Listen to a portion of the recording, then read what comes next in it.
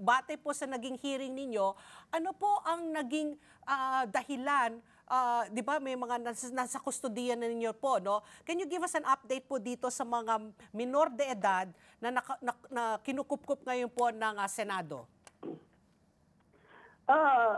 Andun sila, no? Ang may hawak sa kanila ngayon, yung DSWD at saka yung local CS, yung civil, yung local DSWD ng Socorro. Okay. So, at yung kanilang custodiya, tinitake-recognizers na rin ng IACAT, no? Yung interagency for yung against human trafficking. Yes. So, ando na. Safe na po sila. Safe na sila. Oo. Senator, kung sakali ho, mapatunayan ho natin na nagsisinungaling itong leader, si Senyor Aguila, kung sakaling mapatunayan natin na talagang nagsisinungaling sila, kasi they are under oath, hindi po ba? Ano ho ang mga posibleng consequences na harapin nila para sa kabatiran ng ating mga manonood at tagapakinig ngayong umaga? Pwede natin silang makasuhan ng makasuhan natin sila according to the revised penal code, yung kanilang pagsisinungaling. Pero sa ngayon nga nakakulong naman sila dahil talagang kumbinsido ang mga membro ng komite na sila ay nagsisinungaling. So yun, kaya nga sila sinight in contempt dahil nga nagsinungaling sila. Oo. Pero Senator Bato, sa tingin niyo ho ba parang naging kulto talaga ito? Paano pumutok ito? Kasi nasa Surigao, nasa may mga bundok-bundukin, may mga tumakas, alam po natin. Pero bakit umabot po sa ganitong punto na nagkaroon ng Senate investigation? Sabi niyo nga, no, parang may kasinungalingan. Ano ba yung naging pamaraan nila para humikayat ng mga tao na sumali sa kanila po? Well, nag-start ito as a very legitimate people's organization organized by the couple Tarok, no? Napakaganda yung advokasya ng mag-asawa na to enter into an agreement. Yung kailang people's organization na Socorro Bayanihan Services Incorporated ay nag-enter into agreement with the DNR para magamit yung portion of land na pinag-mamayari ng gobyerno, sila mag-cultivate at para makatulong sila. Yung income na makukuha doon ay sa kanila na, makatulong sila sa mga naghihirap na mga tao doon sa Socorro. Maganda po yun. Nagsimula lang ito nagiging kulto nung in-appoint na yung namatay na yung yung mag-asawang Tarok.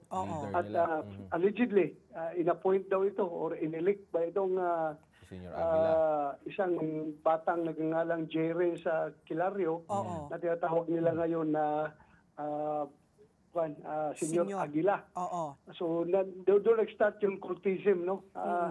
Nagiging kulto na sila dahil yun nga, by all definition, talagang pasok sila sa definition ng kulto. Yung strong reverence to a particular, a single personality, at saka yung kailang blind obedience. Kaya naging kulto na talaga yung status ng kanilang grupo. Pero sila naman, with your respect to them, ayaw talaga lang aminin na kulto sila. Pero sa ginagawa ng grupo, lumalabas talaga na kulto sa paningin ng tagalabas, no? Senator Bato, yes. Opo. Meron tayong local government unit, yung governor ng Surigao, yung kanilang mayor. Ano ho ang punto nila dito sa Socorro Bayanihan Group na ito? Bakit hindi ito nasilip? Bakit po umabot pa sa Senado at hindi unang nasiyasat ng mga nasa local government unit natin dyan sa Surigao itong case na ito?